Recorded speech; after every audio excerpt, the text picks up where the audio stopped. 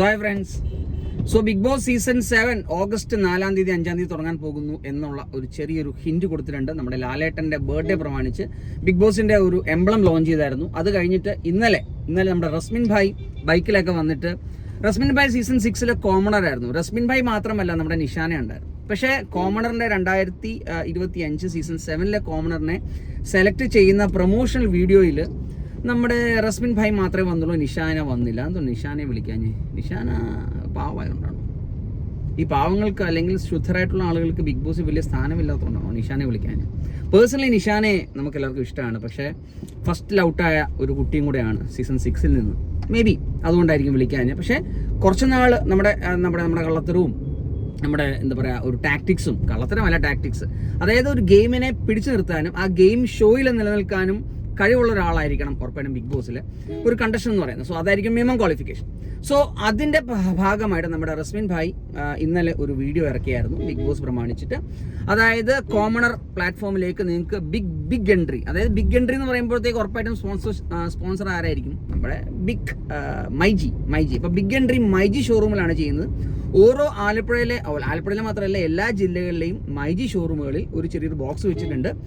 Big entry myG big entry എന്നും ലാലേട്ടൻ്റെ പേരും അതിനകത്ത് എന്തൊക്കെ മിനിമം ക്രൈറ്റീരിയസ് ഉണ്ടെന്നൊക്കെയുള്ള കാര്യങ്ങൾ ഇതിനകത്ത് എഴുതി വെച്ചിട്ടുണ്ട്. ആ ബോക്സിൽ കയറി തൻ്റെതായിട്ടുള്ള കഴിവുകൾ എന്തൊക്കെയാണ്, അല്ലെങ്കിൽ ബിഗ് ബോസിൽ കയറാൻ വേണ്ട മിനിമം ക്രൈറ്റീരിയസ് എന്തൊക്കെയാണ് എന്ന് പറയുന്ന ഒരു വീഡിയോസ് അപ്ലോഡ് ചെയ്യാനാണ് പറയുന്നത്. 3 മിനിറ്റ് ദൈർഘ്യത്തിൽ താഴെയുള്ള 50 MB താഴെ നിൽക്കുന്ന ഒരു വീഡിയോ. വലിയ എഡിറ്റിങ്ങും കളർ ഗ്രേഡിങ്ങിൻ്റെ ആവശ്യമൊന്നുമില്ല. വളരെ സിമ്പിളായിട്ട് പറയാവുന്ന, താൻ എന്തിന് ബിഗ് ബോസിൽ കയറണം, താൻ ബിഗ് ബോസിൽ കയറാനായിട്ട് എന്തിനാ അവരെ നമ്മൾ എന്താ പറയുക സെലക്ട് ചെയ്യണം എന്നുള്ള കാര്യങ്ങൾ. വഴക്കിടാനുള്ള കഴിവ്, മറ്റുള്ളവരെ കുത്തിത്തിരിപ്പ് ചെയ്യാനുള്ള കഴിവ്, മാക്സിമം ആളുകളെ ഇറിറ്റേറ്റ് ചെയ്യാനുള്ള കഴിവ്, പിന്നെ ഒരു മൈൻഡ് ഗെയിം നടത്താനുള്ള കഴിവ്, അല്ലെ? Mind game in the sense നമുക്ക് മറ്റുള്ളവരെന്താണ് ചിന്തിക്കുന്നത് മനസ്സിലാക്കി അവർക്കിട്ട് പണി കൊടുത്ത് അവരെ ഔട്ടാക്കി ആ ഒരു ഗെയിമിൽ വിജയിക്കാനുള്ള കഴിവ്, ഇതെല്ലാമാണ്.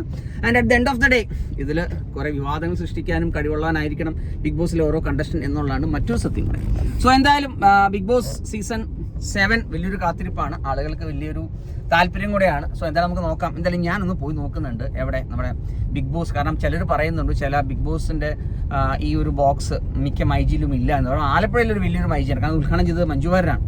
സോ ആ ഒരു ഷോറൂമിലേക്ക് നമ്മളിപ്പോൾ എത്തി. അപ്പം നമുക്കൊന്ന് കയറി നോക്കാം എന്താണ്. ഇതാണ് ബിഗ് ബോസ് മൈജിയുടെ ഷോറൂം. അപ്പോൾ ഇതിനകത്ത് ഇതുണ്ടോ നോക്കാം.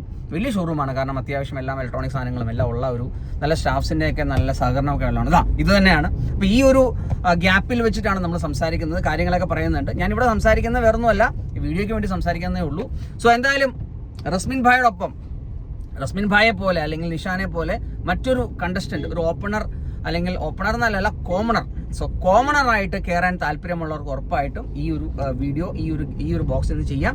ആൻഡ് താഴെ പറഞ്ഞിരിക്കുന്ന ആ ഒരു വെബ്സൈറ്റ് അഡ്രസ്സ് ഉണ്ട്, ആ വെബ്സൈറ്റ് അഡ്രസ്സിലേക്ക് അപ്ലോഡ് ചെയ്യാവുന്നതാണ്. സോ എല്ലാവർക്കും നല്ലൊരു ബിഗ് ബോസ് 7 കോമണർ ആശംസകൾ.